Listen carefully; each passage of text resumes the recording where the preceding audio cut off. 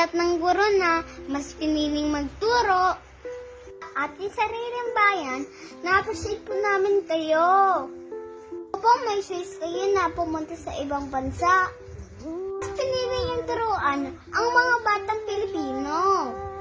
Tulad ko, salamat po ha. Salamat sa mga bagay-bagay na akala niyong maliit lang. Laking bagay para sa amin.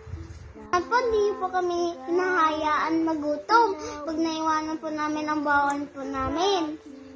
Salamat po sa pag-chat sa mama at papa namin pag may sakit po kami po.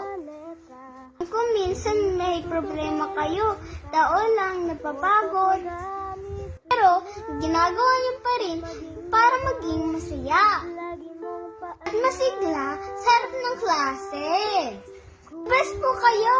Walang ang salitang salamat.